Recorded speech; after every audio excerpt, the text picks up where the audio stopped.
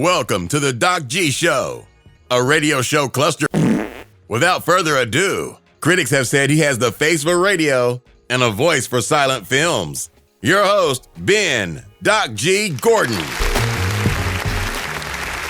And we are on the air. Welcome to Doc G Show. I'm your host, Doc G. With me, as always, the one, the only, Mikey Maximus, the Podfather, Charette. Say what? Doc G, what's up, sir? Oh, man, nothing much, Mike. Spring break. Spring break. Living it up, Mike.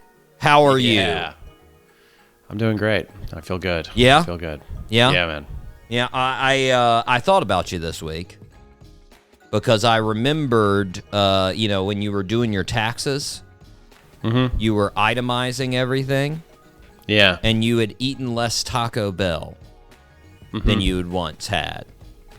You recall that, correct? Oh, yeah. It was dramatically down. Yeah. Oh, come on. Now, have you increased that? I haven't had Taco Bell in this for a while. It's been this whole year. I mean, probably more than that. Yeah, it's been a while. That is sad, few Mike. Months. It is, I know. But Del Taco, though. No, Mike. Yeah. Mike, this is important to our listeners. I mean, let's be honest. This is probably the reason that Bangladesh stopped listening to the podcast. Yeah. They were like, well, we can't listen to a show where the co-host is not a Taco Bell enthusiast, a true Taco Bell enthusiast. Well, Mike, I thought about this because I was cruising through the news, and I found a very intriguing article from our friends at Daily Meal. What's Selena Gomez up to these days? Remember, Mike, we took her out. She will not be referenced for a very long time. All right, I got you. This article is going to help me and you, and it may help our listeners as well. Okay. The article was titled, 9 of the Biggest Mistakes People Make When Ordering at Taco Bell. Word. Right? Yeah. I do have to say, Mike, I had a lot of questions about this title. Yeah, I have a few myself. I think my biggest was what's considered a mistake. Yeah. You know, because if you manage to exchange money for food, I'd consider that a success at Taco Bell, you know? For sure. I got something for money. Yeah! That's, Yeah. Second, I was like, there are 9 big mistakes. How many small mistakes are there?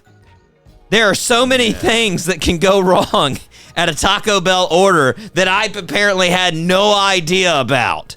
Are you counting your cinnamon twists? Apparently, you rookie move. They weren't looking at them. They didn't even You're know. supposed to get 9. They didn't even know 6. to ask for the secret cinnamon twist, right? Oh my gosh. But then I guess my other question about the title, why not just move one of the smaller mistakes up to one of the big ones to make it around 10, you know? Wouldn't that look better? I mean, people familiar with 10, the metric system of mistakes, 9 just, it seems odd. Give us 10, man. But anyways, Mike, I read the article. I wanted to know how I've been up my whole life at Taco Bell. Yeah. And I found it out. Apparently, mostly, Mike, this list is mistakes of not customizing your order. That's what most of them are. So hacks. Yeah, we have the ability to hack the crap out of our orders, Mike, and we're not doing it. Okay, good to know. Yeah. Good to know. Yeah, so number 1 mistake, not ordering through the Taco Bell app. Yeah, I can see that. But I will say, Mike, I have a sneaking suspicion that Taco Bell had a hand in writing this article when I read that. I was like... Yeah, probably. I was like, come on now.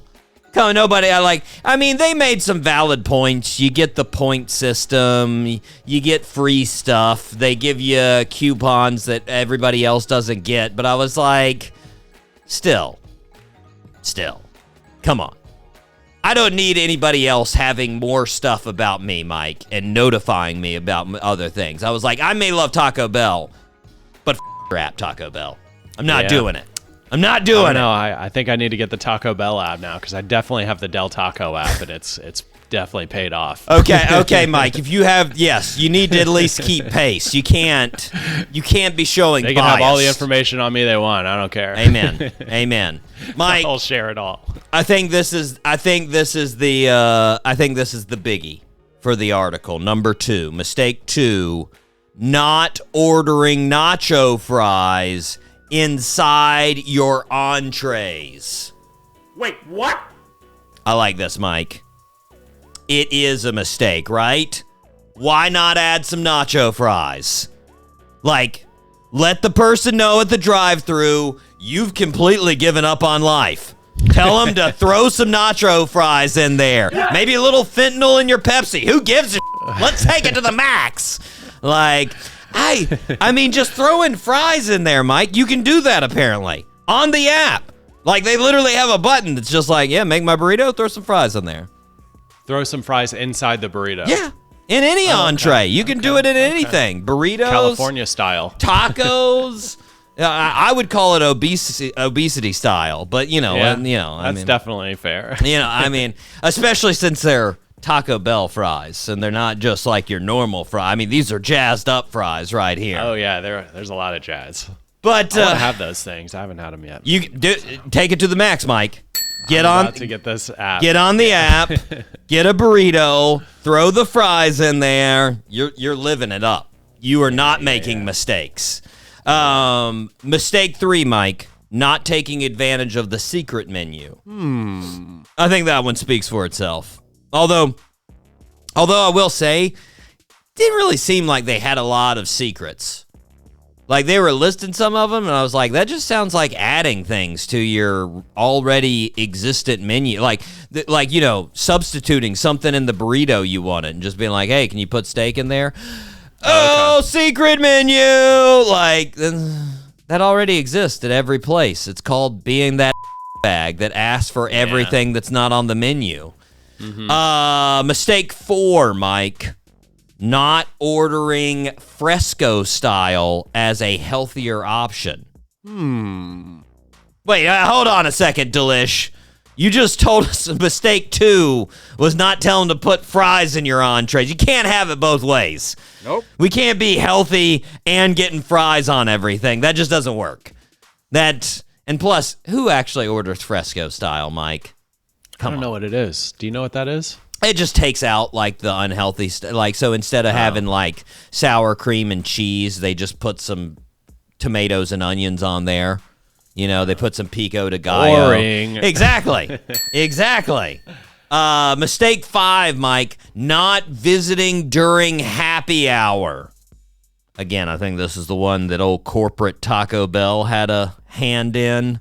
Yeah, happy hour. Like, nobody's going to Taco Bell for drinks, Mike. Like, come on. I mean, Baja Blast is great, but nobody's like, hey, you know what I wanted this afternoon? A drink? No. No. Come on. I'm going to have like 6 Baja Blasts. Exactly. Next mistake. Mistake 6. Not saving money by ordering off the cravings menu. That's a fact.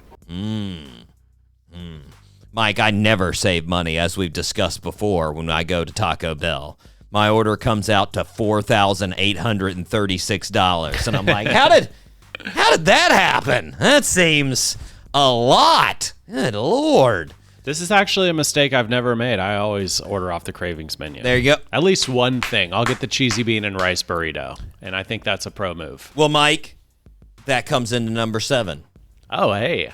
Not customizing the cheesy bean and rice burrito. Oh, my gosh. Do you customize? I knew it. No. I knew it. Oh, man, you got to customize, Mike. You got to think of fries. Throw some fries in there. To it. Come on. Do it. How do you customize it, though? It doesn't, like... Interesting. Secret menu, Mike. You could just throw whatever you want in there. Just be like cheesy bean rice and burrito. Put some bacon in there. What? Yeah, throw it in there. Give me the bacon. Add a double decker inside Exactly. of the cheesy bean and rice burrito. What can you wrap in there? I want a turducken of Taco Bell things. Number 8, Mike. Not swapping meat for potatoes or beans in menu items for a vegetarian option. Mike, you know who I bet doesn't forget to do this? Vegetarians. Mm-hmm. I bet they don't make this mistake. Nope. And I got to be honest, this really isn't a mistake for people that don't mind meat. Nope. You know? Like this is sort of for just the people that want to be vegetarians, you know, which you can obviously do at any restaurant, I think. So, you know. Anyways, Mike, that's number 8. Yeah. Number 9, not ordering your burrito grilled. I don't know if that's a huge mistake, but that's what they made number 9, Mike. It seems like they were grasping at straws at the end. I didn't know you could do that, but I'm You could definitely do it. gonna keep that in mind. Cheesy bean and or- rice burn. Yep. Grill it. Grill the crap out of that on thing, man. You want that crispy shell. And then you want some fries in there. Yeah. So, Mike, there you have it. Without a doubt, the biggest mistake people make is not putting nacho fries in everything they order. Yes! You order a Baja Blast, it better have some nacho fries in it. I think you're well aware, but the Doc G Show is a Taco Bell entree with nacho fries in it, Mike. Yes, it is. Listeners, you're getting everything here. You're not making a mistake with this one. Mike, are you ready to fire up this Taco Bell entree of a show? Let's fire up the show, Doc G. All 3 engines up and burning. 2, 1, 0, and lift off. Woo! My goodness, Mike, we have a super fantastic show. That's right. I had 2 adjectives there. Super fantastic. Love it. Super fantastic. We have Marcus D. Wiley on the show. My goodness, a fantastic comedian, Mike. I got to see this man do some stand-up there for Ali Siddiq a couple of months ago. He was awesome. He was a super fun time to talk to. His new stand-up special, Mike, it's up to 1.7 million views on YouTube. Yeah. Been out a little bit over a month now. 1.7 million. That's right. Just terrific dude. Can't wait for you guys to hear the conversation. At the time that we did the interview, which was like 2 weeks ago, Mike, 1.1 million views. So he's already gone up 600,000 views in that 2 weeks. That's incredible. Yeah, man. Yeah, man. So excited to talk with Marcus. But first, Mike, we need to start where we start. Birthday suit. Happy birthday, Mr. President. Yeah, and I'm going to be honest, the last 2, Mike, I'm putting like a 10% on one and like a 15 on the other chance. This first one, like 30% chance. All right. So if you get this one, that was our big promise. That was our big hope. Okay. Born on March 19th, 1958 in Los Angeles, California. He was the Philadelphia Eagles coach from 1999 to 2012. And since 2013, he's been the Kansas City Chiefs head coach. He's won 3 Super Bowl championships with the Kansas City Chiefs. And he's got a mustache, Mike. A mustache. He looks like Wilford Brimley, the old actor. Any ideas? He also did some State Farm commercials. Yeah, I know who he is. Can I get the initials? AR. No. 70% won. It won.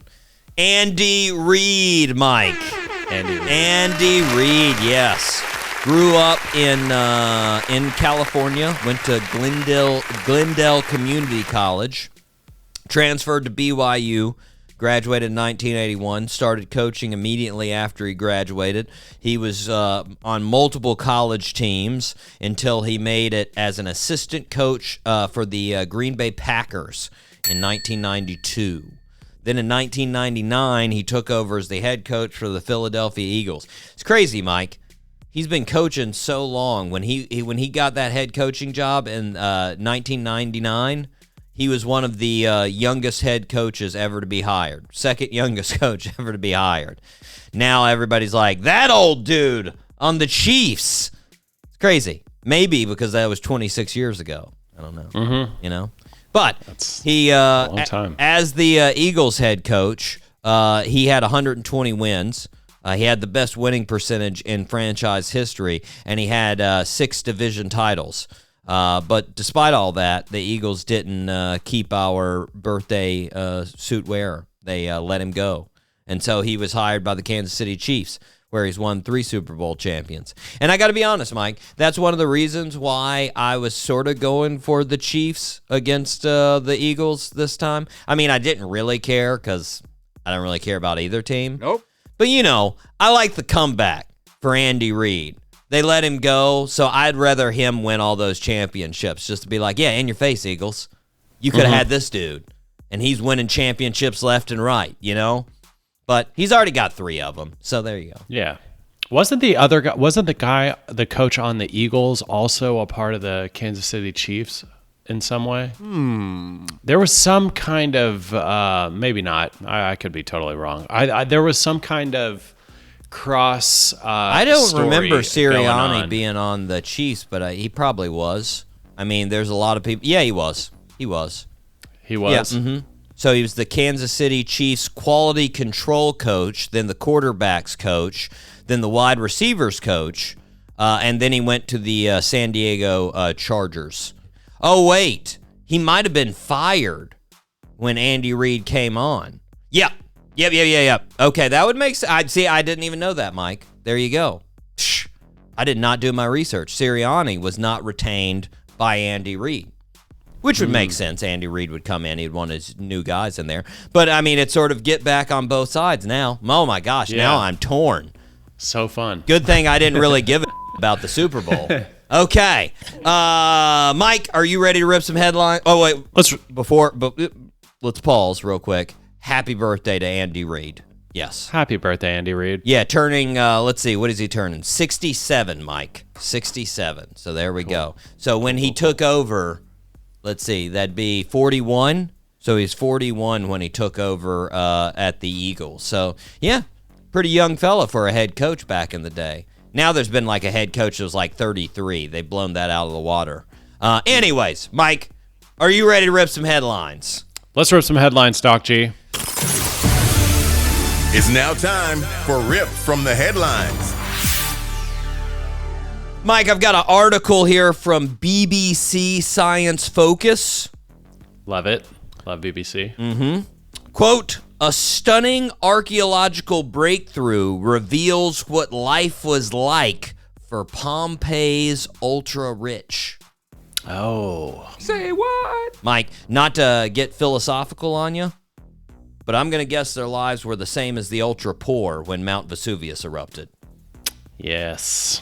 Just all ended the same, am I right? Yeah. Now you've walked through the grounds, right? Yeah, man. Pompeii is cool. I recommend it. Pretty wild.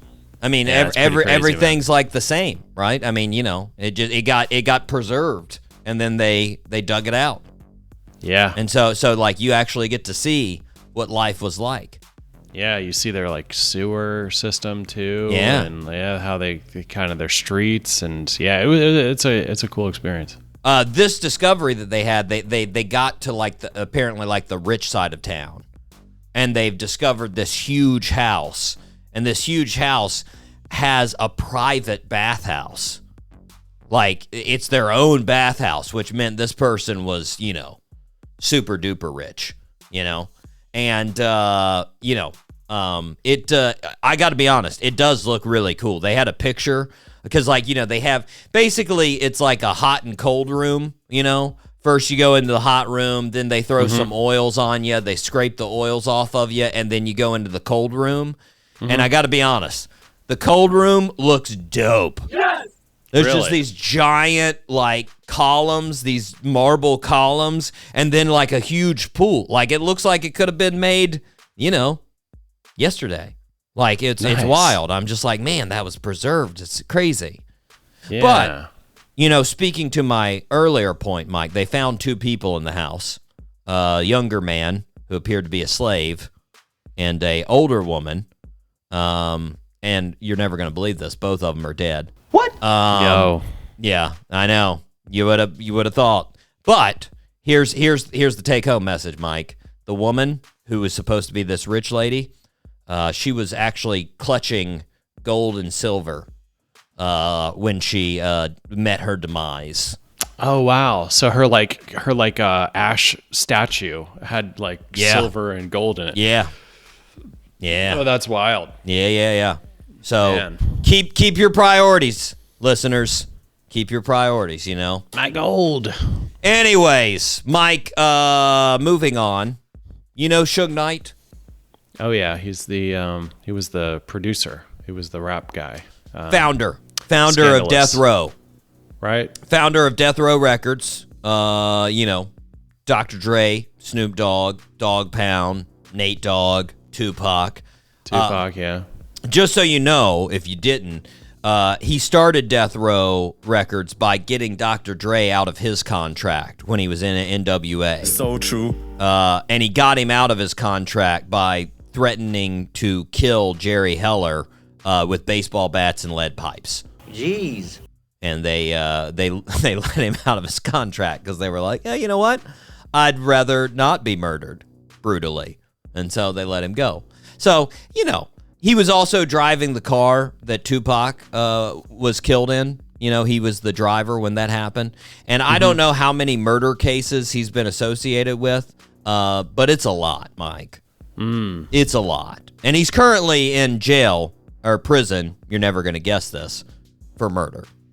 Yeah. So, anywho, here's the headline, Mike, about Suge Knight. Here's the headline from Billboard. Quote, Suge Knight blasts Snoop Dogg, says he's destroying hip-hop and Death Row's credibility. Word. Yeah, Snoop. What you doing, man? Being an entertainer? While Suge Knight is keeping the credibility high by literally killing people. Thanks, Suge. Gosh, come on, Snoop. Come on, Snoop. Get those Skechers off your feet. Jeez, what are you doing? I will say, Snoop's trying to cash in on the Death Row logo and everything. He's doing a pretty good job too, because I see the young kids wearing it, Mike. The youth. I see a lot of Death Row Records on campus, man. Oh, really? They're wearing the charms? Well, not the charms, the shirts. Oh, the shirts. Yeah, okay. yeah. I'm sorry if you just said that.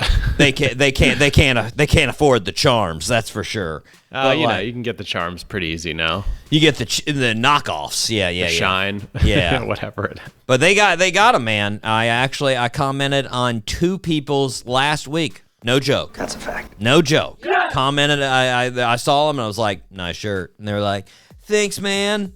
And I'm sure they went home and they're like, hey, some old dude said nice shirt to me. It's awesome. Yeah. I don't even know what this is, but I like the logo.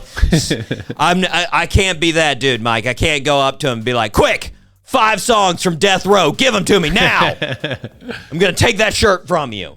Anyways, Mike, I've got a little headline here from Complex.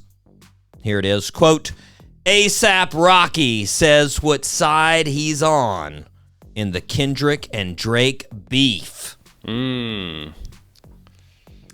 say, that's a little late on your homework assignment there, ASAP. Lets us know ASAP definitely does not stand for as soon as possible. That did not happen. Did you also tell us that you're not a fan of the new Coke formula? Like, what? Hey, here's some things that happened 30 years ago. Let me tell you about them. But, Mike, this wasn't in, like, a interview or anything. Apparently, this was at Rolling Loud You know the festival, Rolling Loud? I've heard of it. It's a festival. Yeah. They have music, you know. Cool. But he was there.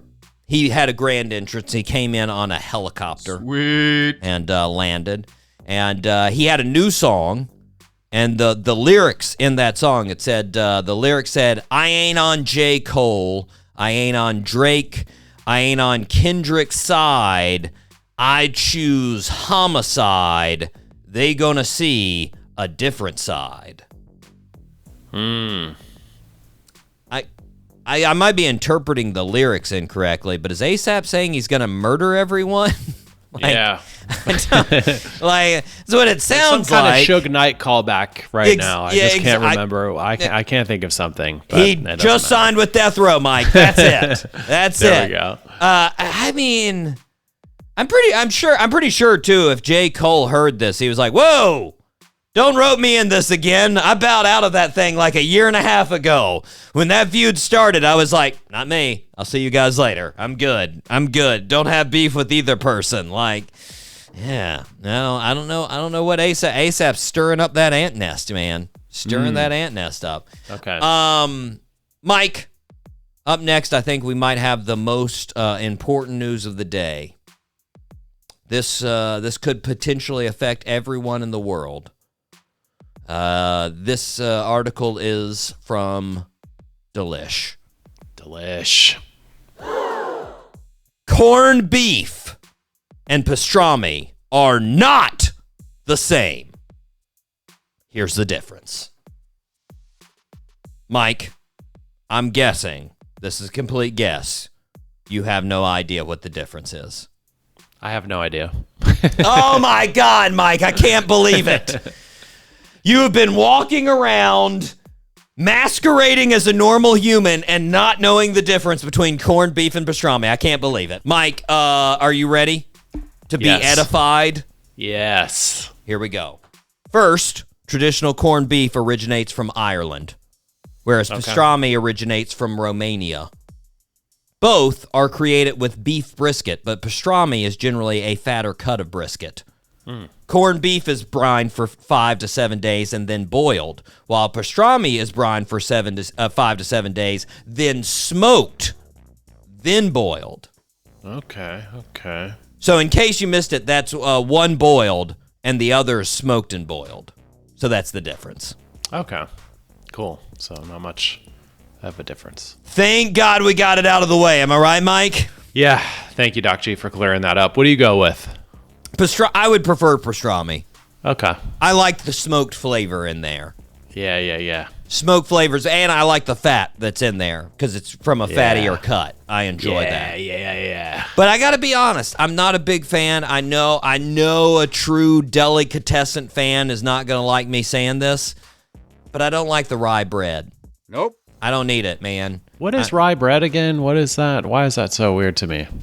I Why mean, is it so weird? It's got a unique taste. That's the thing. It's brown the grain, and white, right? Yeah, the grain's got a unique taste to it, man. Okay. I don't know if there's a gene for rye, sort of like there is for other things like arugula and for like cilantro. I don't know. But yeah, I'm not a fan of it. But like a good pastrami though, just the meat. Oh yeah, that's good. Okay. That's good stuff. Mike, do you remember Don Gorski? Big Mac guy. There you go, Mike. Yes. Nice. Way to pull it out. Love Don Gorski. Don Gorski from Wisconsin, known for eating a lot of Big Macs.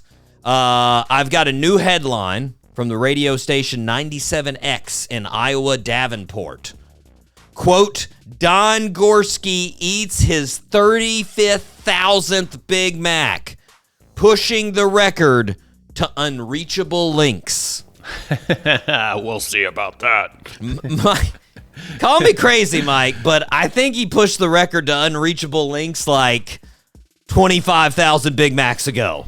Yeah. Joey Chestnut once ate 32 Big Macs in one sitting, Mike. I did the math. Sounds great.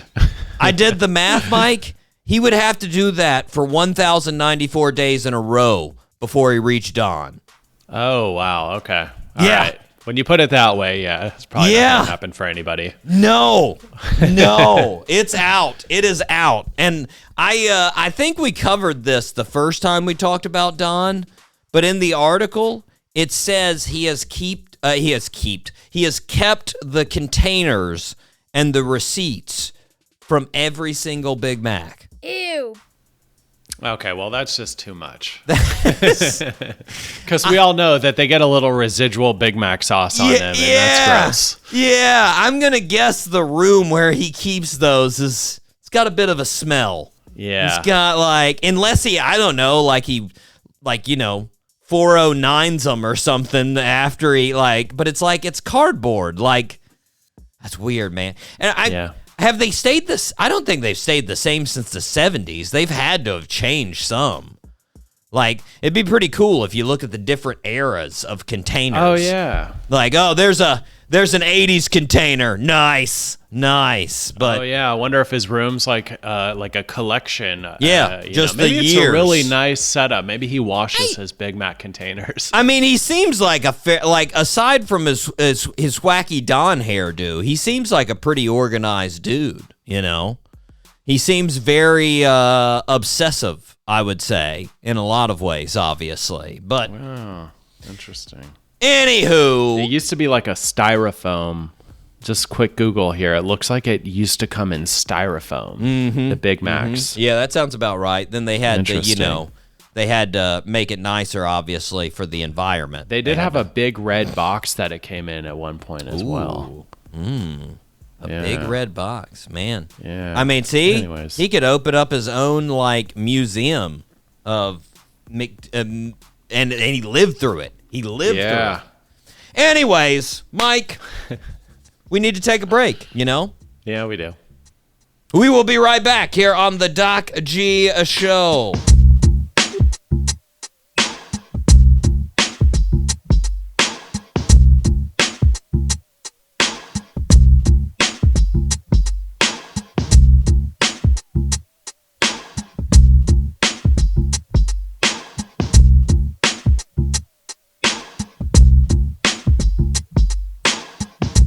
And we are back here on the Doc G Show. Spinnaker Radio, WSKRLP 95.5 FM in Jacksonville, Florida. Mike, what do the listeners need to do? Well, Doc G, if the listeners feel like the show is a positive way to waste their time, then they should please subscribe to the show wherever they get their podcasts. Amen. We are everywhere. We are on Spotify, YouTube, SoundCloud. We're on Sirius, Pandora Plus, Apple Podcasts, of course. Subscribe to the show. It's a cost-effective way to support the show. And listeners, if you are feeling extra generous, please leave us a 5-star review. We would love that. Amen, Mike. That's a fact. Yes. I don't think we got any we got one comment.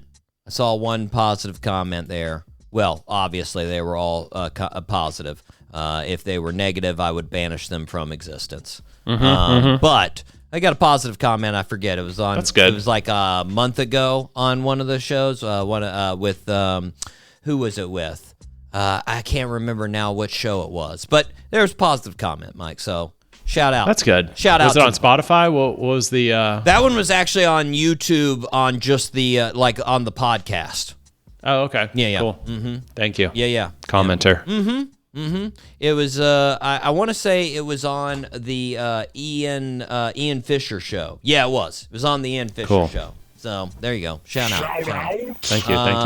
Mike, we need to thank the 5-star listeners. Speaking of folks that just take it to the limit every time. Yes, we do. Yes, we do. Here we go. Shout out to Fort Worth, Texas, Anoka, Minnesota, Ashburn, Virginia, Pircai, Brazil, San Diego, California, Dublin, Ireland, Boardman, Oregon, Genoa, Italy, Richards, Texas, Barcelona, Spain, Winfield, West Virginia, Biloxi, Mississippi, and Tulsa, Oklahoma, Peoria, Illinois, Katy, Texas, Toms River, New Jersey, Olive Branch, Mississippi, Asheville, North Carolina, Los Angeles, California, Spartanburg, South Carolina, Athens, Georgia, Baton Rouge, Louisiana, Chicago, Illinois, Boynton, Virginia, Fort Lauderdale, Florida, Columbus, Ohio, Falkenstein, Germany, Jacksonville, Florida, Columbia, South Carolina, Radford, Virginia, Gainesville, Florida, and Frankfurt, Germany. Nice. It wasn't a perfect one, Mike, but I had a can-do attitude there. You know what? I tripped all over Tulsa, Oklahoma, and I was like, no, we're going to finish this thing. We're going to bring it home. I don't care if one of my legs got stuck on a hurdle. I'm still going to do it. I'm going to drag it to the finish line, you know? Yeah. Mike, again, special shout out to Chicago and the Chicago land for listening lots. Yeah, thank you. All kinds of listens in the that's actually what it's called. I don't know if you knew that, Mike. I didn't know that for a while. Like the surrounding area of Chicago is just Chicago land. I didn't know that. Yeah. That's the whole like metropolitan area, Chicago land. Cool. Chicagoland. Yeah. Anyways, Mike, 4-star listens. Here we go. 4-star listeners. First off, shout out to Phoenix, Arizona. Shout out. 2 more weeks, Phoenix. 2 more weeks. And you've got some classic Doc G facts about Phoenix coming your way because you're going to be in the regulars. And we're going to love you like a regular. Yeah, we will. If you make it 2 more weeks. 2 more weeks, guys. Come on. St. Augustine, Florida, Mike. Oldest city in the country. Orlando, Florida. Shout out to you guys. O-Town. Charlotte, North Carolina, Queen City. Alexandria, Virginia. Miami, Florida. Shout out to the 305. Orange, Massachusetts. Orange. Yeah, it's like in the middle of the state, Mike. Orange. Okay. Orange. I know they have sometimes some weird pronunciations on some things, so I don't know if that's pronounced some other way, but Orange. it's just it's Orange, Doc G. It's Orange, Massachusetts. It looks like orange. So anywho, shout out to you guys. If I'm wrong, tell me I'm wrong. Johannesburg, South Africa. But real quick, Orange, if I am wrong, do it in a nice way, man. Be courteous about me being wrong. You know, be like, hey, so that way you pronounce our name? Yeah, it might not be the right way. You know, that's a nice way. Don't be like, hey, you're a f***ing moron. Learn how to pronounce our name. You know, I'm just saying. Just saying. Anyways, Johannesburg, South Africa, Mike. Yes. Atlanta, Georgia. Toronto, Canada. Toronto, 3 weeks. 3 weeks, my friends. You're 1 week behind Phoenix. You got 3 more weeks in you. You're on the 5 stars. That's right. Mountain View, California, and lastly, Mission Viejo, California. There we go. Cool. Mike, real quick, miscellaneous file. Miscellaneous. Now, also to get you excited, Mike, sent out a whole bunch of emails. Yeah, sent out a whole bunch of emails. So, should have some good rejections coming up. They should be coming. Cool. So, but in the meantime, miscellaneous file.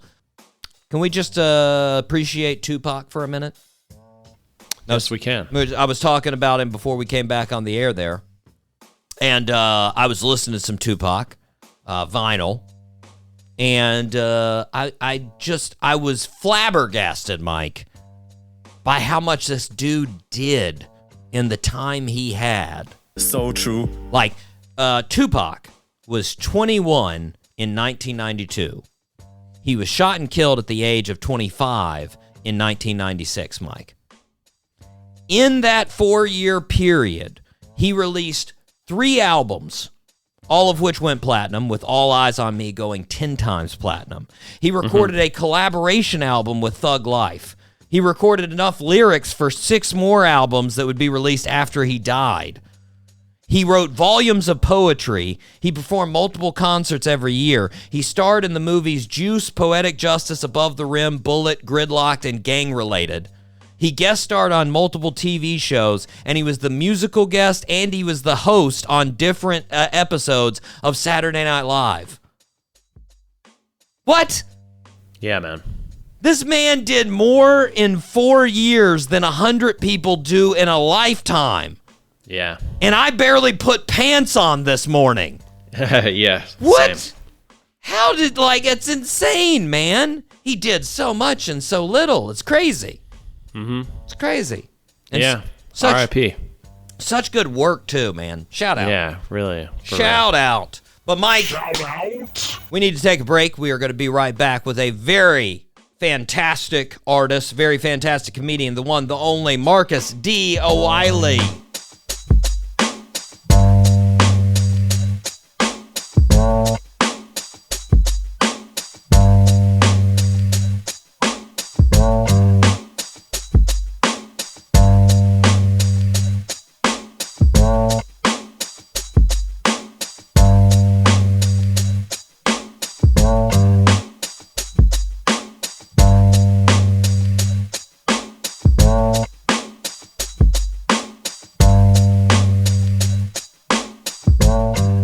Welcome back to the show, everybody. We are very excited to be welcoming a fantastic comedian who has a brand new comedy special, Marriage is Major Surgery, which already has 1.1 million views in 2 weeks on YouTube. Mr. Marcus D. Wiley. Marcus, what's happening? What's going on? Thank you for having me. What's good?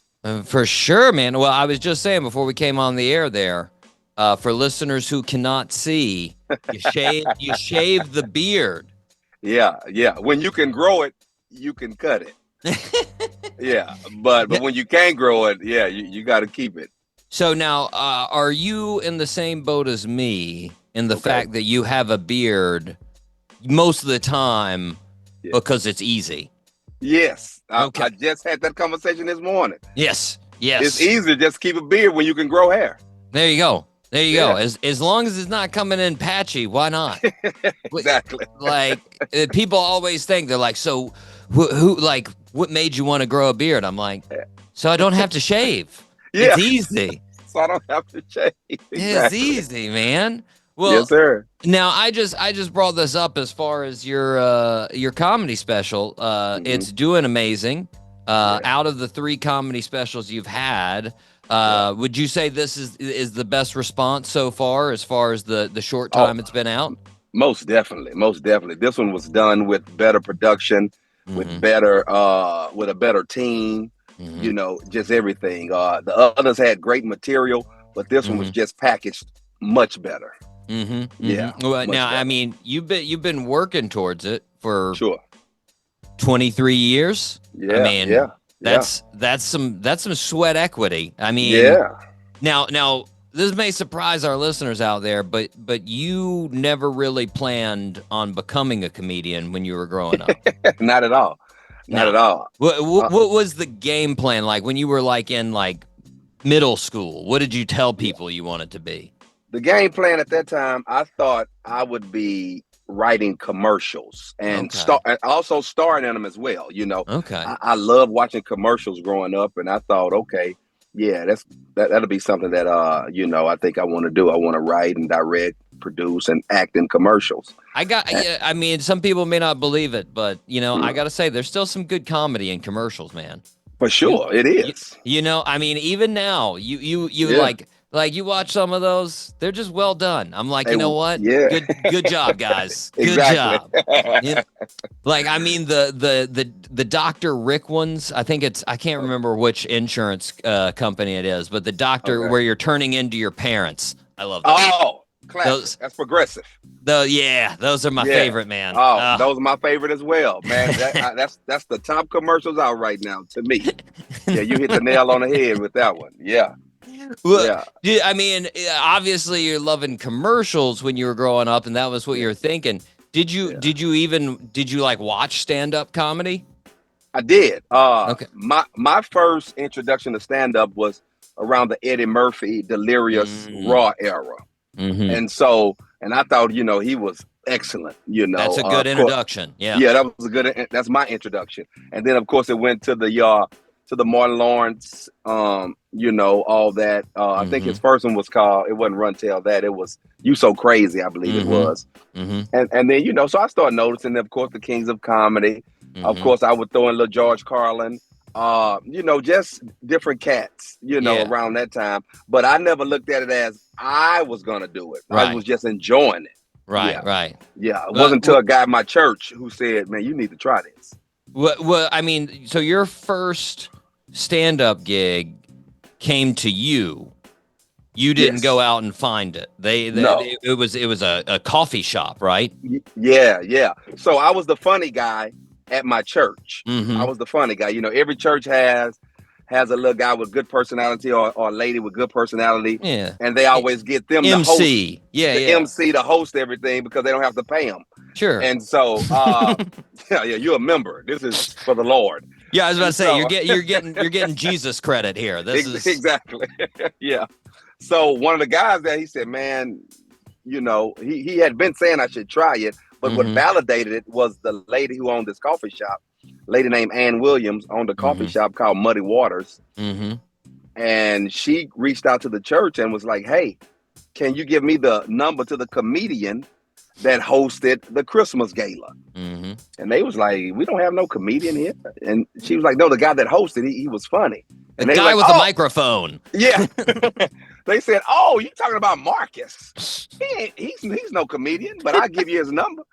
And so they gave her my number. She called me and she basically just said, "Hey, I'm celebrating 1 year and I want to have a little show at my coffee shop. Would love you to come do your comedy." And I said, "I'm not a comedian." She was like, "But you was funny." I said, "Yeah, those people at my church, they just know me. I'm no comedian." And she says the magic word, "I have $500. I said, "I am a comedian." When is that date? And that's you have transformed me. Yes. Well, I mean, it's one of those things. It's not really worth. It's not worth anything to look back at the what ifs, But like, sure. Do you ever think like, man, what if she never asked me to do that show? Like, oh man, all the time, or if I just wasn't receptive to, doing it. Because at first I was like, man, I'm not about to go up here and embarrass myself. I'm not a comic, it's not my thing. Yeah. But yeah, I look back at it all the time and be like, man, like, where would I be if I wasn't doing comedy? Yeah. Well, now, when you went into that coffee shop gig, since you weren't a stand-up, like you have no experience, what's the game plan? Like, what were you like? Okay, what am I gonna? Yeah. And how long did she want you to talk? So she said I needed to do about 30 to 45 minutes. Woo! The first gig, 30 to 45 minutes. Yeah, but I was older. I started doing comedy at 28. So I had a little experience. Like I said, I grew up in church. So I'm used to being in front of people. I'm not scared of that. Right. So I knew how to structure things up. So I had a poet and a singer come. And what I did, I did my comedy in between them. So I would come out and do like 10 minutes. And when I see it was going sour, "Hey, I got a poet in the building. Put your hands together." So you guys are bored? Yeah. This person, come on up. Okay. Yeah. Then I go in the back. I read what I'm supposed to do next. Come back out, do another 10 to 12. That's when I good. see it's kind of fading, "Hey, I got a singer." That's good. And so that's how I took my money that she paid me, and gave them a little something. Yeah. That's forward thinking right there. That's good. Yeah. That's good. But like, I mean, so that was, you were basically, your first job was like an MC job. Right. Sure. So you don't have like any experience doing the 5-minute open mic spots. I've never done an open mic in my life. I've never done an open mic. I thought the whole concept of it, I get it, but I thought it was counterproductive because you're performing in front of comedians most times. And these guys, I don't know if they're stealing. I don't know if they're critiquing. I don't know what they're doing. I just know everybody's saying, "Oh, what you could add to this," or "You should tag that with this." And hey, man, I wouldn't do that if I would, And so I always thought the audience was the best critic. Yeah. I tell my friends that are stand-ups, man, the open mics seem like sort of, they seem counterproductive. They also seem just tough. Yeah, it's a tough room. I mean, you've got all these comics that never laugh. They never give up the laugh. So like, and then on top of that, you've only got 5 minutes to make it happen. You know, only 5 minutes, yeah. I mean, because you can win over a crowd if you got a story going in like 10 minutes, but like 5 minutes. Yeah, that's tough. That's why sometimes I tell people with when Vine was really popular and then it went into TikTok, I'm just like, I got to make a person laugh in 6 seconds. That's what I'm gonna do in that time. Like, it's tough, man. So I mean, you like you said, it was out of that church performance that first coffee gig came, and then because of the way that you started. You get work with Yolanda and you sort of get categorized as as like a Christian comedian. Yeah.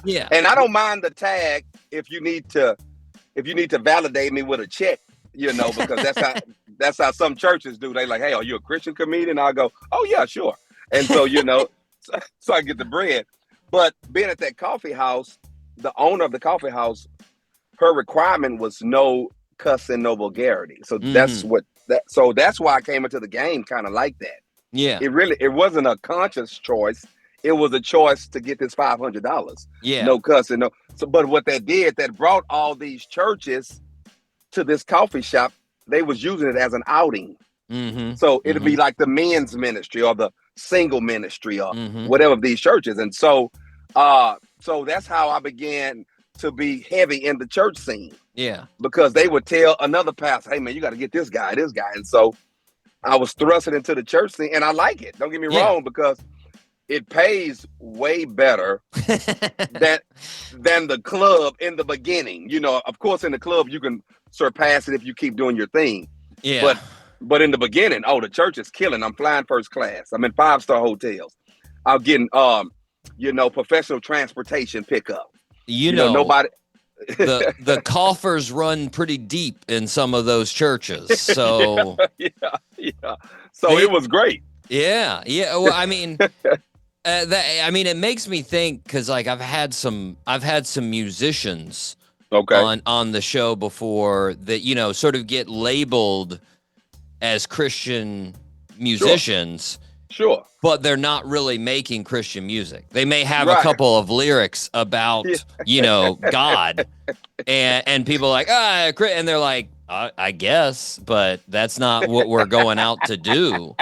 So as long, like I guess you said, as long as the money's right, Yeah.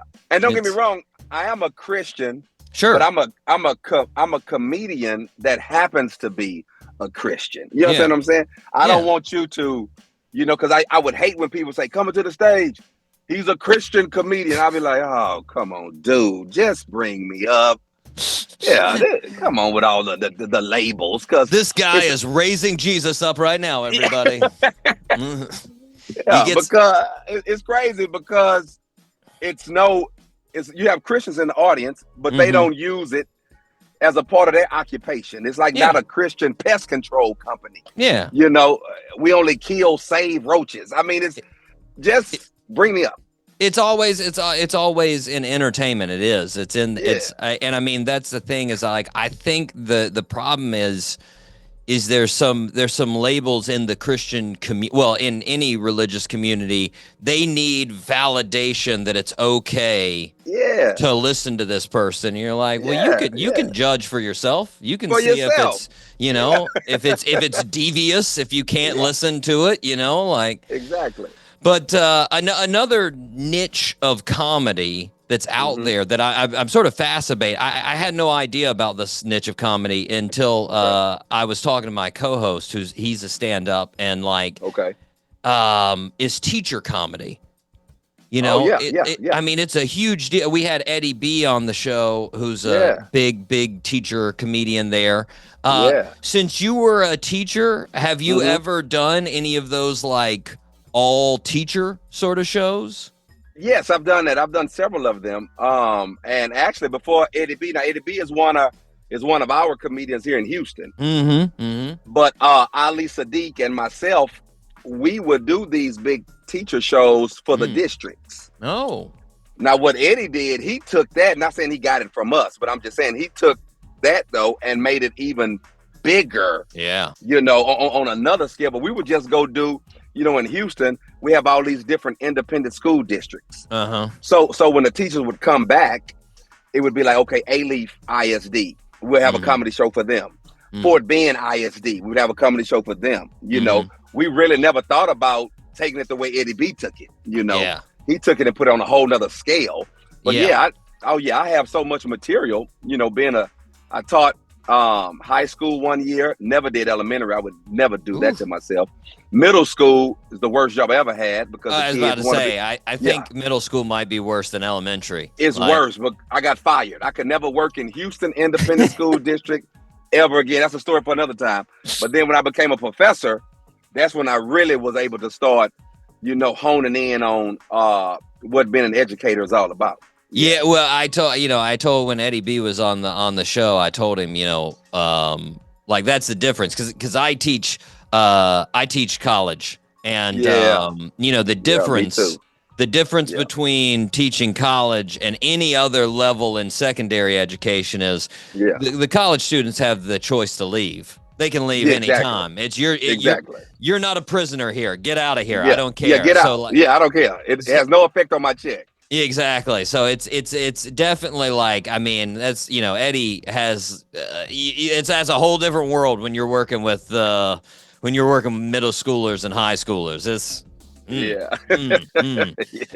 but like I mean, it did, like you said, as far as his, it is crazy. He told me, I mean, I asked him on his last tour, I was like, what percentage of your crowd do you think is teachers? And he's like, I'd say like 90%.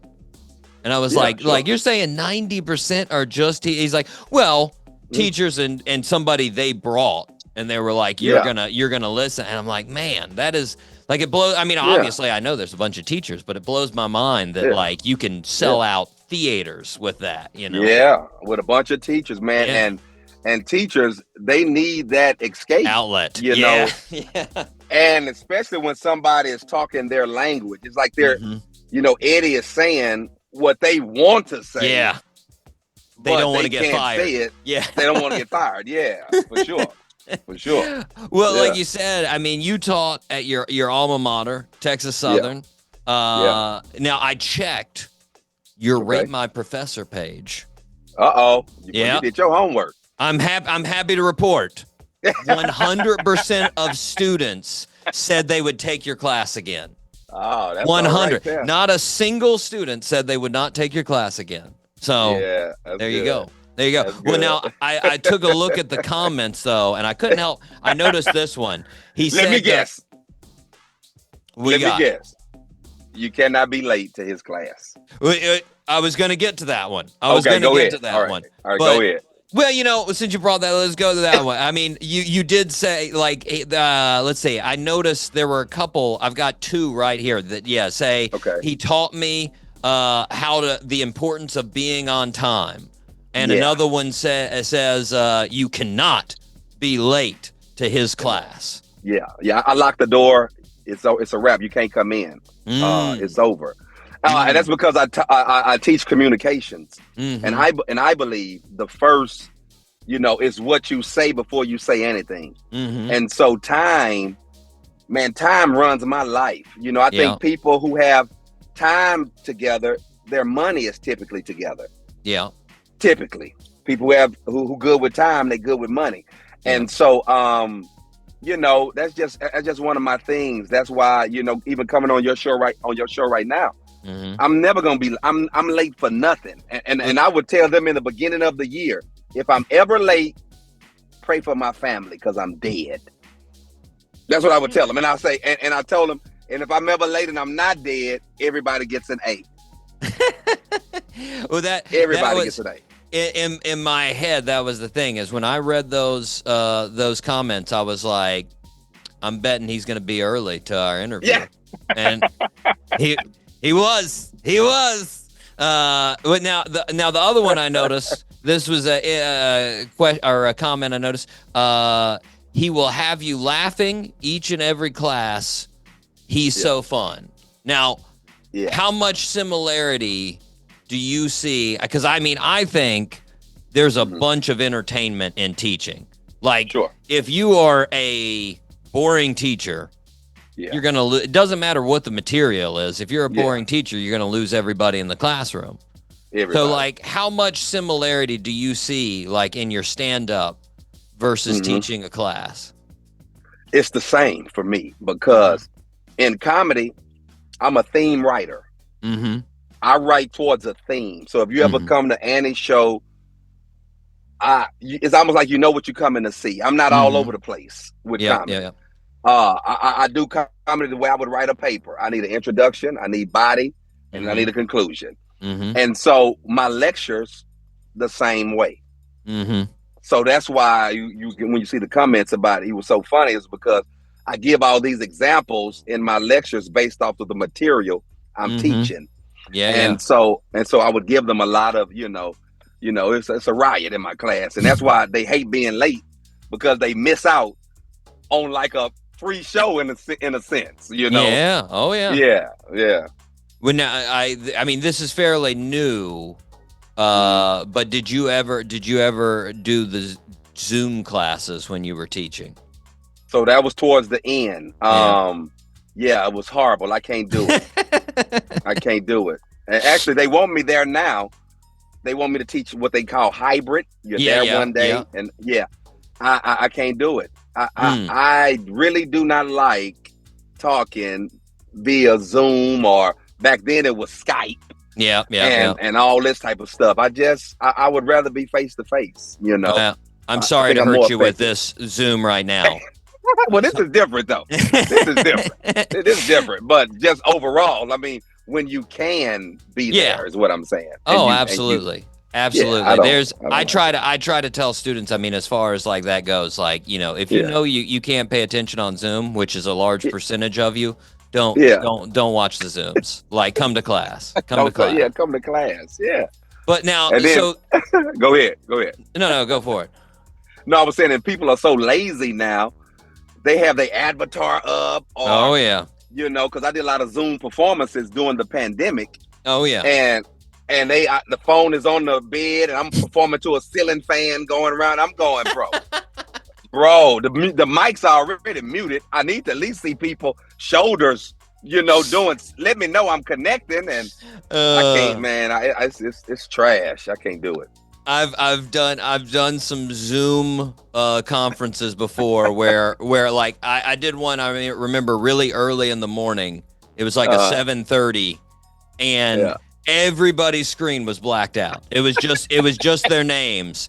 And I remember at one point in time, one person's camera came on, and they were literally tucked up in their bed, like with the covers. And then they saw that their camera on. I was like, oh crap, and turned it back off. And I was just like, man, that's what's going on.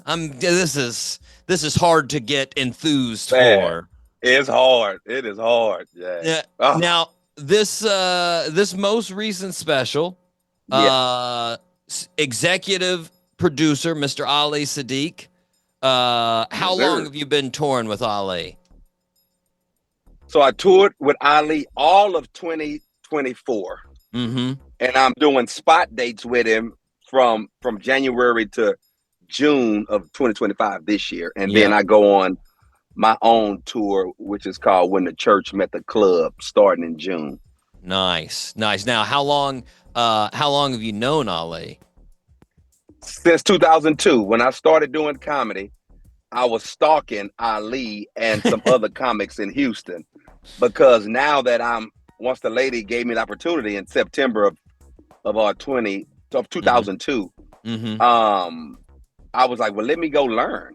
Yeah. So at that time, Ali maybe had 3 comedy rooms a week in the city. And so I would just go sit in the back, watch these guys.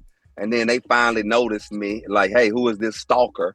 And they brought me into their fold. And then we just started performing together. I mean, would you say, because I mean, me watching Ali's stuff, Yeah. Like his early stuff that's still out Yeah. there that you can find versus like the domino effect. Right. There is a confidence change. There is a complete story delivery change. Did you see that change over that time, knowing him from 2002? Most definitely. I think we all have kind of evolved, got into what we call our bag. Yeah. The thing with Ali, I tell everybody this story. I knew about all the domino effect stories in 2004, 2005. Yeah. He would tell me these as we're driving. We used to drive to shows, 4 hours, 5 hours, 6 hour drives. Yeah. And he would tell me all these prison stories. And I would go, hey, Dodo, why don't you put that on stage? and he would say, Mark, I'm not ready. And he was like, I'm not ready, for whatever his reason was. He wasn't ready at the time to share with the world what had happened. And so now we're in the pandemic and we're walking, we would work out in the mornings. We would go walk 5-6 miles. And now we're putting together a domino effect. Yeah. And I'm going, I know these stories, like they all his stories, but I'm just there as he like to bounce them off me. And, like I say, I'm good at structure. I'm good at, that's my thing. And so, and I'm like, oh yeah, they put that there and whatever. And now something that I've heard in 2005, 2004, now in 2020, whatever it was, it's that old story. Yeah. It's the thing. And so I think everything has its time, everything has its, has its place. Had he probably did it then, it probably wouldn't have taken on the form that it took on, Yeah. It took a while to marinate.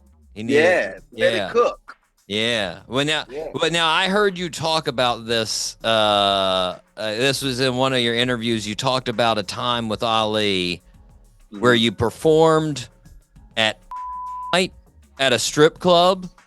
Yes. I have so many questions about this performance. First of all, I feel like I'm gonna guess night is when the is the main event. Yes, you're absolutely correct with that. Now they do not want to hear a comedy. Now, how does that differ from regular nights at the strip club? Do you know? Is there any difference there? Because do they wear shirts? What goes on? That seems like it's sort of like a regular night to me. I don't know. Okay, so I'm gonna tell you this. You're spot on. Okay. I never looked at it that way. Okay. Because every night at a strip club is yeah, yeah, you're right. But this particular night, I guess, was like it was an event. Okay. But instead of a daily, because they maybe had this was the thing they were promoting. Yeah, this thing they promoting. Yeah. Okay. Now, is there a history of adding comedians to night? I only did it one time. Okay. And this is another Ali Siddiq's influence. Okay. Let's be clear. This wasn't my thing. This his thing. He like, hey, all I need you to do, because this is his pitch all the time. Mm-hmm. Where else you gonna get $500 for 15 minutes? Like that's his thing. Like a pimp. Come on. Yeah, like a pimp, basically. and you looking at it like, I do have 15 minutes. I mean, so and this particular show started at midnight. Wow. Yeah, this is a midnight. So that's letting you know this is not a how can I put it? This is not an audience that's astute in sitting somewhere quietly. Yeah. Getting ready to receive something. This is the rowdy crowd. Yes. Yeah. They've been building up. Oh yeah. They've been drinking. They've been doing it all. Mm-hmm. And so just the fact that you out in Houston past 12, you're a little dangerous. You're a little dangerous. And so, man, here I am now, the Christian comedian. And I got to get up and, and man, it's really stuff like that. You're just trying to get to 15 minutes. Well, I was about to say, it would be, I mean, I knew it was Ali, but I would have been really surprised if you would have told me like, well, then the Baptist church asked me to come. And after that, it was night. What? That's a weird follow-up. Now, yeah. As a comedian, are you performing before, during, or after the parade? When is that going on? Yeah, it's during. So okay, wow. So they're stripping, because you have the dancers who are coming out and they're doing their set. They have a set too. Yeah. Yeah, they doing their set. And so you're competing for attention while this is going on. Listen, all I know is when Cinnamon comes off the stage, okay, and now it's my turn. Nobody wants to hear anything I have to say. No, yeah.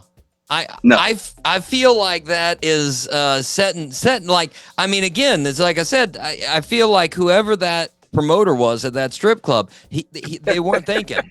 They weren't. He was a stripper. yeah. Well, I mean, it's just like, well, hey, you know what goes well with stripping? Comedy.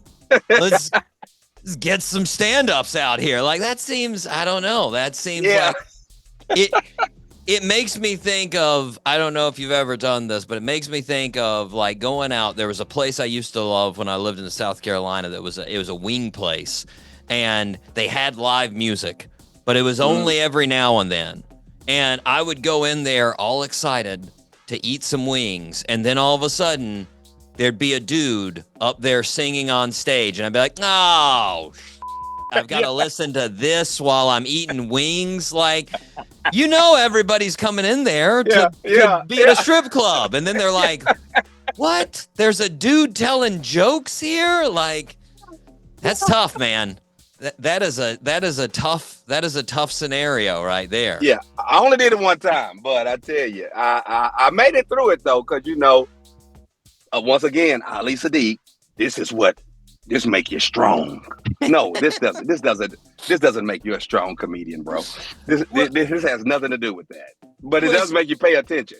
Speaking of strong, though, I mean, I saw you guys, you and Ali here in Florida, just a little over a month ago. You both killed.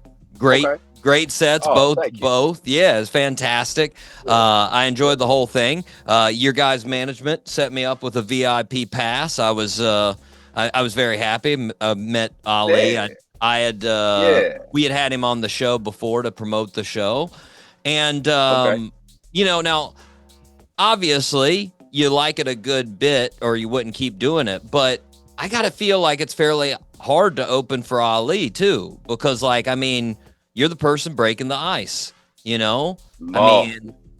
Ali's sort of fans, so to speak. Yeah, and you've got all his fans. You got to win these people over. Do you like doing that?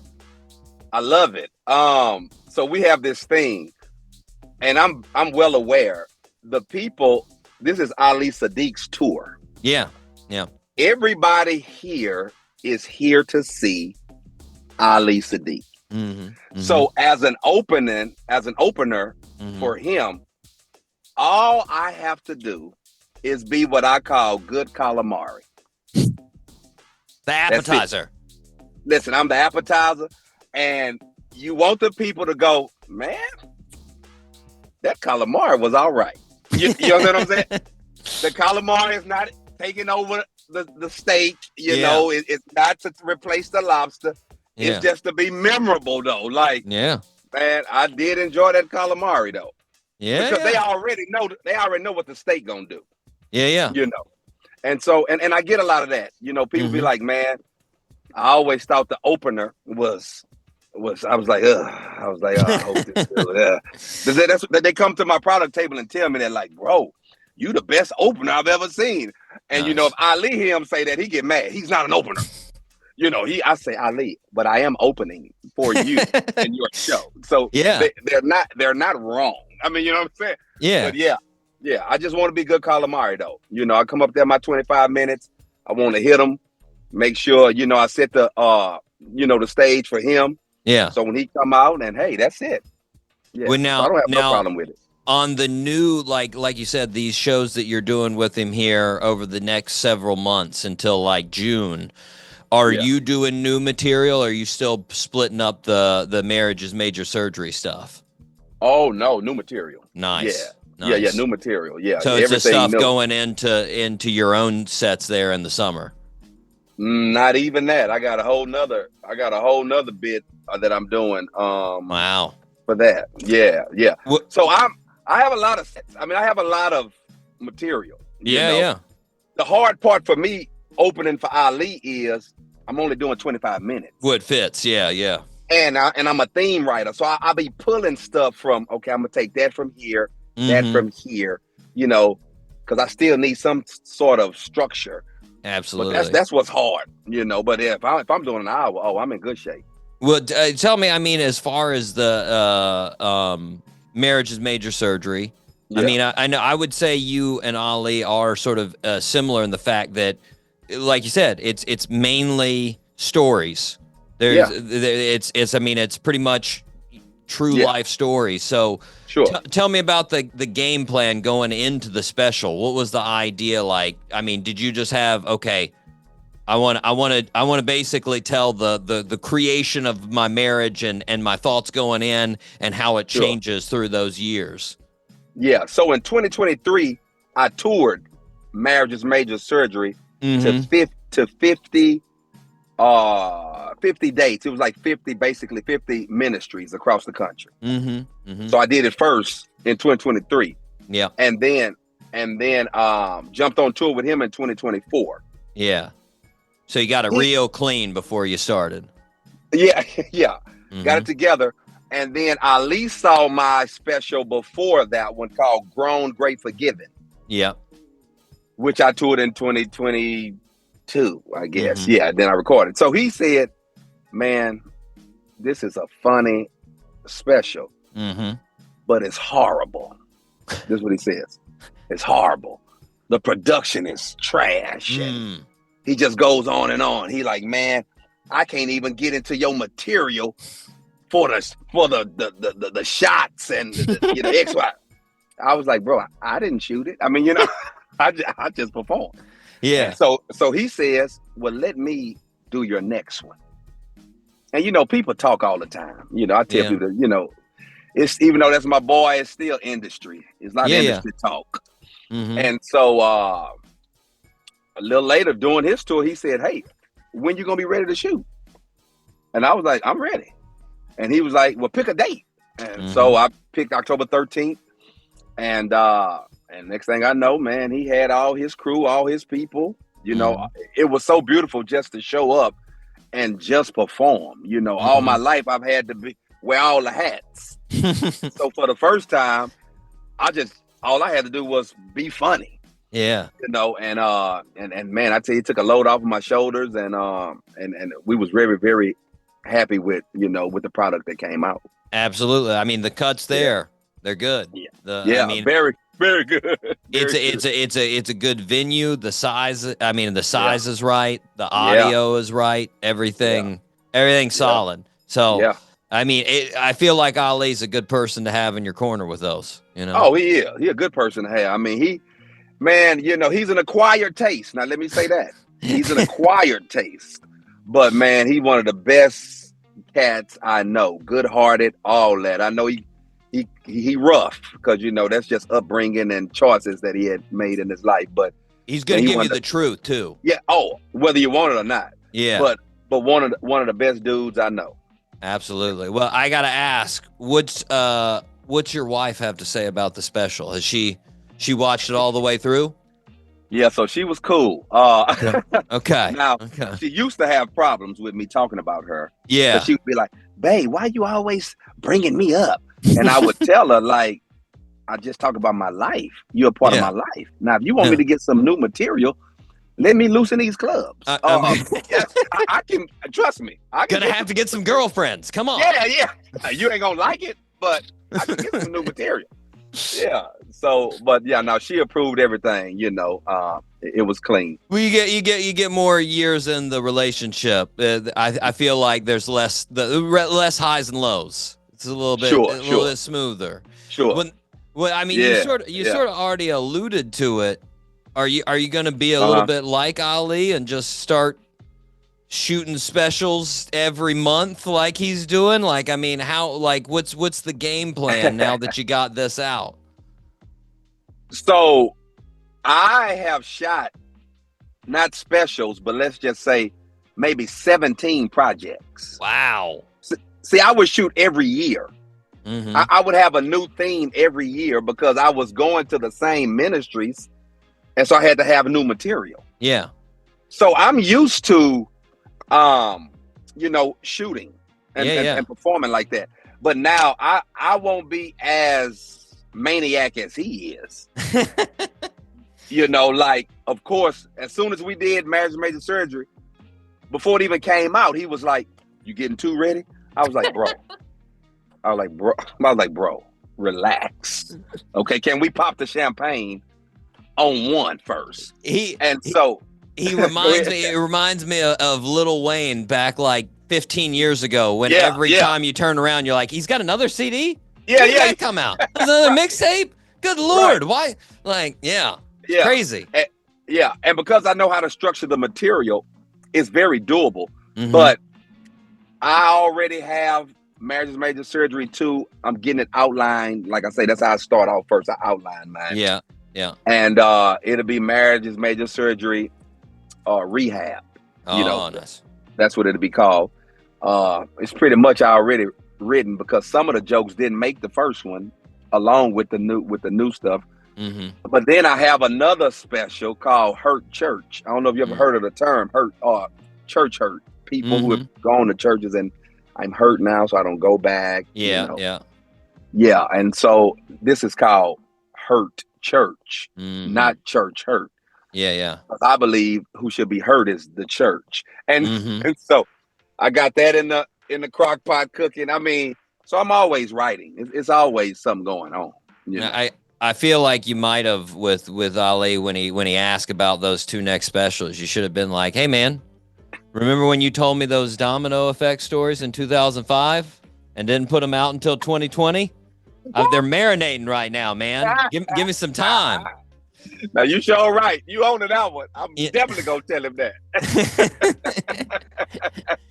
Well, Marcus, man, we are up against the break, but I want to congratulate you on the fantastic special and thank you for coming on the show, man. Man, thanks for having me. I had a good time. I appreciate it. Thank you for doing research, man. Absolutely. Thank I love doing you just don't know how you do so many interviews, and I be like, bro, did you read anything? I mean, why do I have to dominate the interview? This your interview. So thank you, man. It was first class. Trust me, I watch your interviews and I'm thinking the same thing when I'm watching those interviews. I'm like, what are you doing? Where did you get these questions? Anyways, man.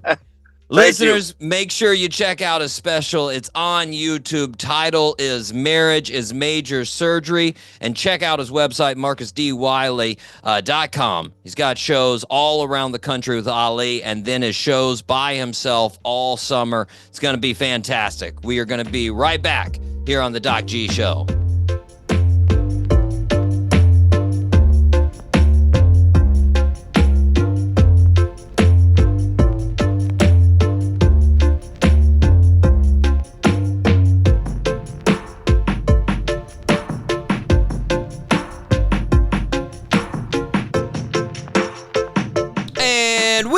Back here on the Doc G Show. You just heard Marcus D. Wiley. That's right. Marriage is Major Surgery. If you have not checked out his special, I encourage you to do so. My goodness, Mike. Before he wanted to be in comedy, wanted to be a commercial man, Mike. It's like I said. commercials have comedy, man. And I mean, now granted, I will say the older you get, generally, usually the funnier commercials get, which might show you that it's a little bit older comedy, but still, they're good, man. Favorite commercial out there? Do you have one right now, Mike? There is a time machine commercial that I've seen multiple times that I still think it's where hilarious. He's got the drill. Yeah. And he says, "You're riding on my lap again." Yeah. That's hilarious, man. Every time. Want to say? Yeah. What about that's you? an investment company, I think. Yeah, it is an investment. Yeah, because he's like past self and future self. They're in the meeting. That's like the punchline for it. Yeah. Well, me and Marcus agreed. The Dr. Rick Becoming Your Parents commercials for Progressive. Those are some of the best out there. They're definitely some, and I'll say it. Yeah. And some people might not agree with me, but Liberty Mutual, Emu Limu, and Doug. Those are some pretty hot ones, man. I like some of the Doug ones. It's one of my favorite. They haven't shown it in a long time, but the one where there's a insurance emergency and he goes down the fireman's pole and he slowly goes down and he goes by his boss and she doesn't look up and she's just like, Doug, and just keeps on writing, and then he gets down to the bottom and the emu comes out of the elevator. He's like, we got an elevator? Oh, it's one of my favorites. Yeah, I love it. Anywho, also, Mike, I found the story fascinating of Ali and Marcus performing at a strip club, doing comedy night at a strip club. Yeah. I'm going to go out on a limb and say you've never done a strip club performance before. No, I have. You have? The Gold Room in Miami. Yeah, I have a joke about it. Yes! Yeah. Mike, was it or not? I don't know what night it was, but it definitely was not comedy night because it was like me, the producer, the other comics on the show, and the bartender. Well, it's like I told Marcus, whose idea is this? Who keeps going, you know what would be good? If we mix our nudity with comedy. Like, the same people that are going to see the nudity do not want to see the comedy. Like, that is... Yeah, no. That is not... It doesn't mix. They're like, You can't compete. Well, yeah, and it's like, you know what I'll do? I'll watch these naked ladies, and then every now and then I'll hear a fantastic joke. Like, nah, it's just not going to work, man.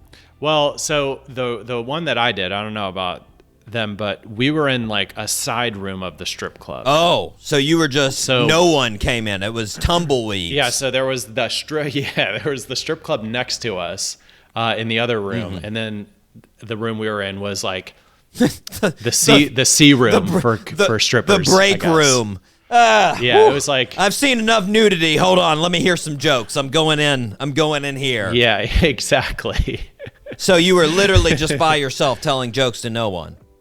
I mean, I wasn't by myself. I vaguely remember the night, but I definitely remember it was an empty show. I still got paid. Yeah. But it's one of those gigs where you're like, am I going to get paid for this, man? Because what am I doing here? Yeah. Now, shout out to Dougie Almeida, man. He booked me on that gig. I appreciate the booking. Shout out to Dougie. That's a weird one. Marcus said he was like they were performing while there was stripping going on, like on the same like stage, like they're like ladies walking around, and he's making jokes, and I was like, that's not gonna work. That's. I wonder if in his joke, like, do they have a joke about that experience? Or no. I heard him talking about it on an interview. That's why I brought it up. Okay. I always ask every comedian this, because every comedian, not every comedian, but I feel like a lot of comedians have done strip club shows, and then they have a joke about doing the show at the strip club. But as far as I know, I am the only comedian, and I can't believe this is true, as far as I know, who I do a punchline about somebody coming up and putting $5 in my shoe after I told a joke. I'm guessing that didn't really happen, though. No, it did Sadly. not. No, but that would have been awesome if it would have. I needed some punchlines, Doc G. But, needed more zingers, and maybe you would have got that $5. Yeah. Instead, they just threw pennies at you. Boo! Let me see your boobs. Anyways, Mike, thanks to Marcus for being on the show. Just fantastic. Really enjoyed it. But we need to move on to the fastest growing segment in the world. Mike C. Top 3. That is correct. And Mike, you chose, or we chose, I guess we could say, we chose festivals.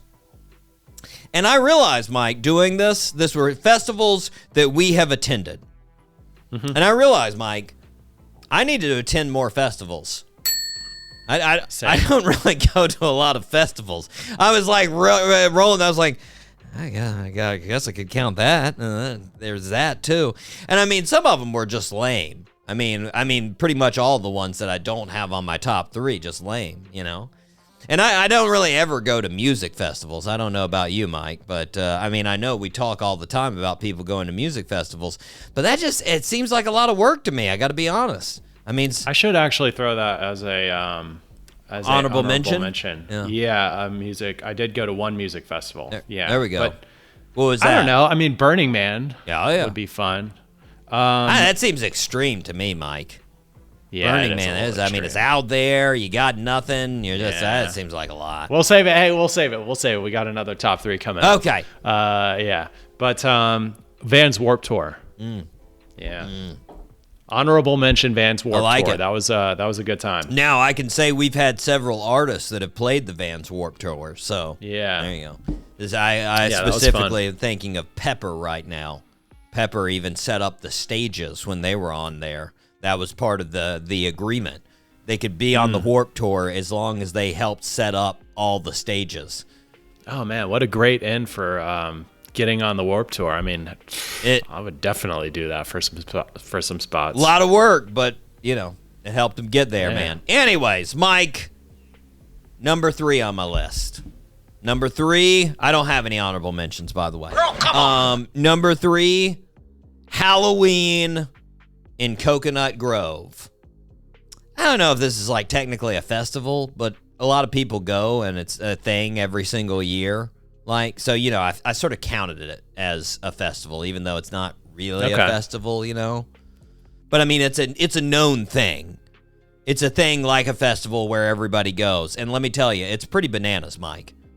It's thousands and thousands of people just in wacky costumes. Everybody that's awesome. Walking around. Yeah, it was bananas. It was a lot.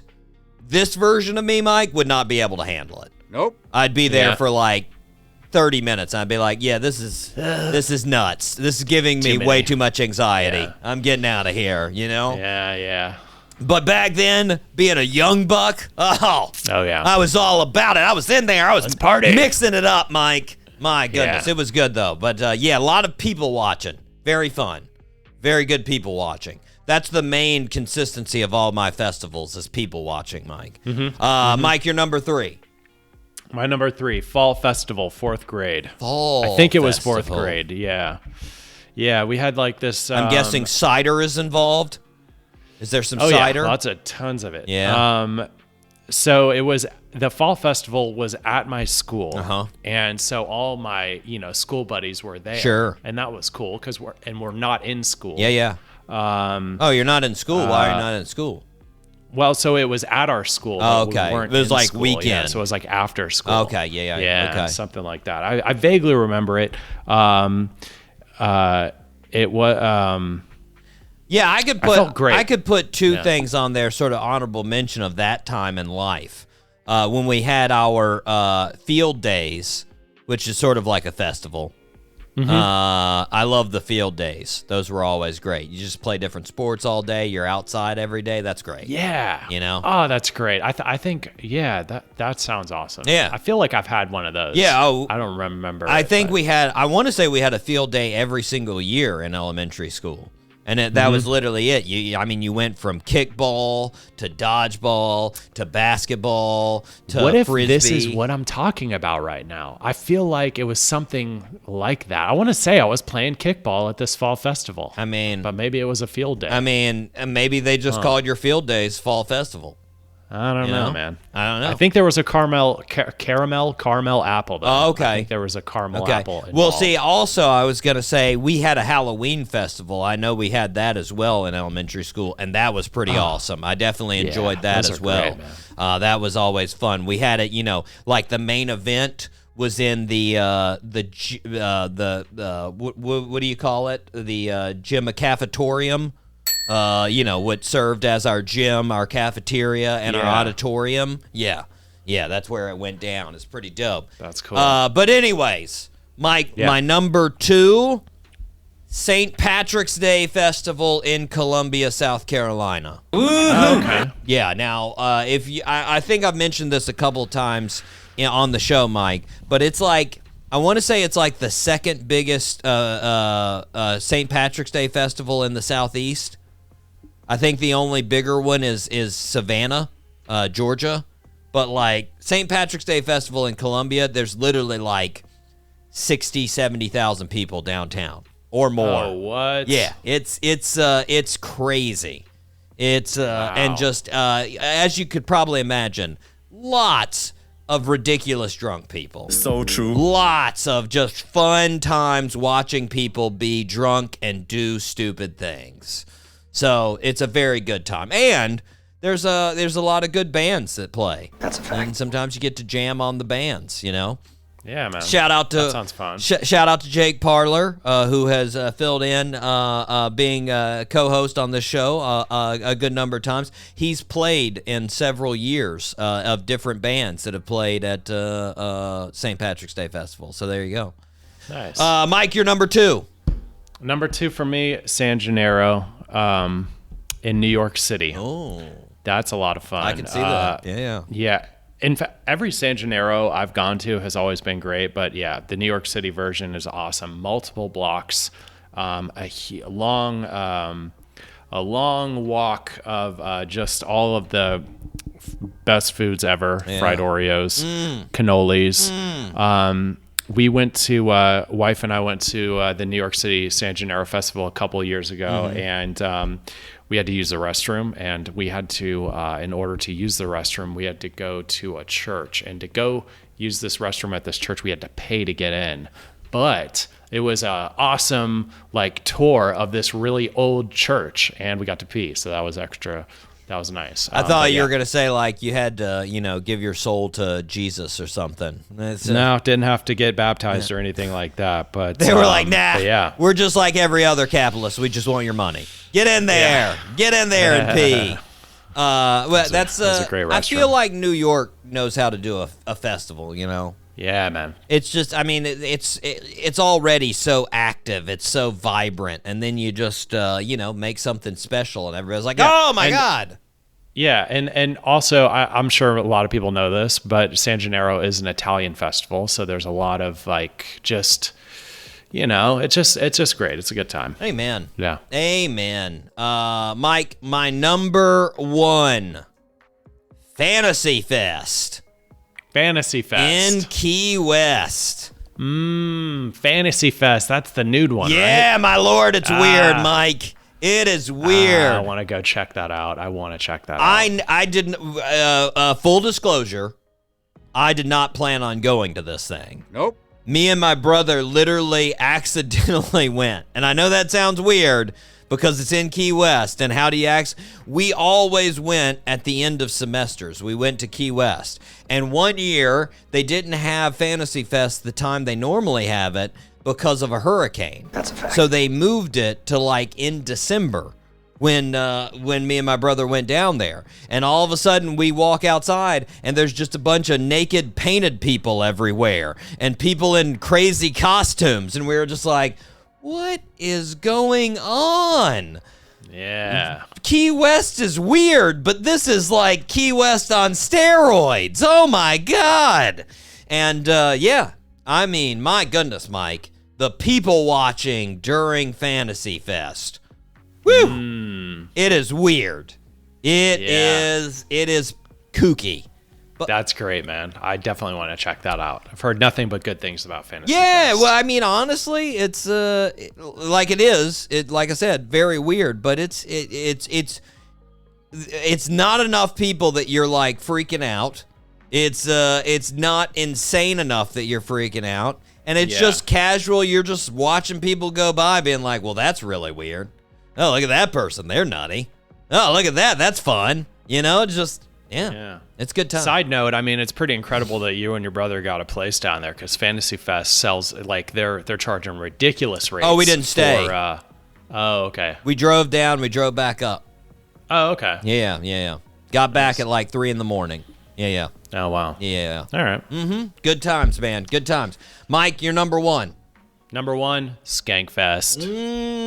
Yeah, last year I went to I was invited to perform at Skankfest, the comedy festival here in Las Vegas, and it was 4 days of nothing but stand-up comedy. That's right. And it was great. I got to hang out with Kim Congdon. She's a podcaster and comedian. I had a really awesome. TJ Miller, got to drink and do drugs with him. That was fun. Annie Letterman, Joe Annie List. Letterman was oh yes, I did also talk to them. I got an artist pass badge, which made me feel official. Yeah. Great green room. The green room was the best part about the festival, and then also the gift bag. I mean, the gift bag that they gave me, full of drugs, full of goodies and fans and playing. Yeah, it was fun. It was a good time. Let's be clear to the listeners. Legal drugs in the state of Las Vegas. Guys. I just say now. drugs. It's all weed. It's just weed. You know. There wasn't any fentanyl in this thing. No, none of that. None of that craziness. I'm sure that stuff was going around. But, yeah. I avoided good that, times. guys. Yeah, I don't do that stuff. Mike, what's our topic for next week? Next week, festivals we would like to go to, but we've never gone to. Yeah. I'm going to have to research, Mike. Yeah, me too. I'm going to have to research. Because I'll be honest, normally... Global festivals, too. I mean, there's some really cool festivals. Normally, festivals aren't on my radar, so I'm going to have to I'm going to have to do some digging for sure. Going to have to do some digging. Mike, we've got 2 birthday suits left here. Do you want the historical figure or the new rapper? Let's go with the historical figure. Okay. Born on March 19th, 1848 in Monmouth, Illinois. He is most famous for being a lawman in the Wild West, and he was involved in the gunfight at the OK Corral, which has been made into several famous movies, including Tombstone. Kurt Russell played him in Tombstone. Any idea? Billy the Kid? Not Billy the Kid. No. You want the initials? Yeah. W.E. Something Earp? Yes. Wyatt Earp. Yeah, nice, Mike. Yeah. All right. That was a good way to pull it out. You pulled that out. You didn't have Andy Reid. I can respect it. Yes. Nice. Yeah. Interesting guy, that Wyatt Earp.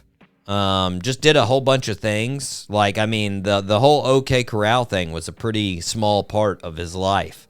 He was all about getting some mining, man. He hit those gold rushes back in the day. And in 1896, he was a referee for the biggest heavyweight boxing match of the year. Bob Fitzsimmons versus Tom Sharkey. And apparently, a lot of people thought he was in on fixing the fight, Mike.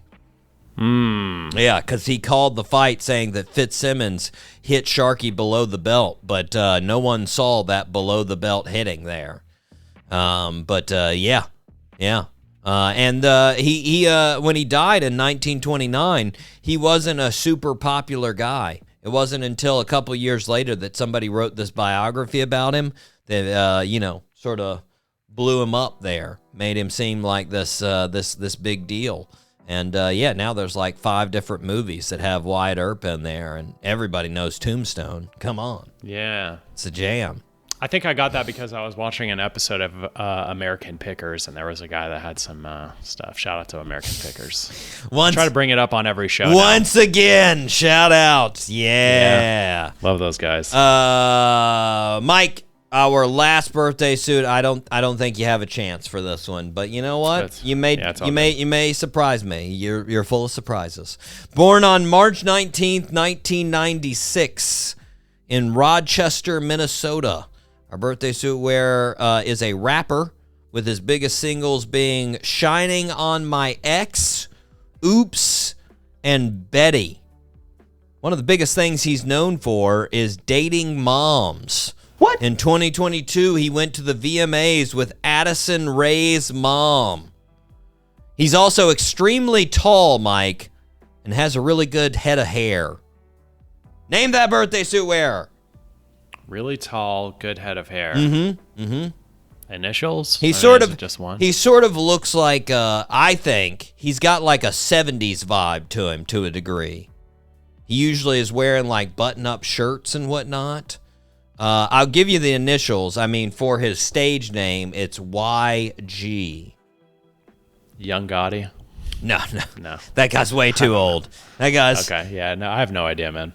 Young Gravy, Mike. Young Gravy. Yeah. Young Gravy. Take a look at Young Gravy. Go look up Young Gravy. See if you've ever seen that character before. Let's see if you've ever seen Young Gravy. No. Never seen that guy? He definitely is definitely a 70s vibe right? going on with this guy. He's got quite the coif of hair, too, you know? Yeah, great hair. Plus, you know he's a massive dude when you look up Young Gravy, and one of the stats they have literally on Google is height, 6'8". And you're just like, Jesus, why are you so tall? Lord, you're like Montel Jordan. Jeez. Which we know Montel Jordan is still alive. Shout out Montel Jordan. Shout out. Anywho, Mike, we have some great shows coming up. My goodness. We have none other than Switchfoot's own Tim Foreman coming on the show next week. Can't wait to talk to Tim. We've got Seth Walker, who has a new album coming out. He's coming on the show. We've got the fantastic, famous band Tesla coming on the show. Just so many good shows in the works. And like I said, Mike, I'm working on more people that will probably reject us. So look forward to that as well. Oh, definitely. The rejections are just as fun. But anyways, guys, it has been a real fun time. But we need to wrap it up. I've been your host, Doc G. With me, as always, the one, the only, Mikey, Maximus, the Fernicus, Charette. Thank you, Doc G. Always a pleasure to... Nope. I'm doing it again. With me, as always, Mikey, Maximus, the Fernicus, Charette. Thank you, Doc G, for having me. Always a pleasure. You were... I forgot. You were overthinking I don't even know it. what I say. You were I don't even know overthinking what I it. say. It's the sleep, Mike. You're drunk. You're drunk on no sleep. Yeah, I do have to pee really bad too, man. Anyway, zip it up and zip it out. Zip-a-doo-dah.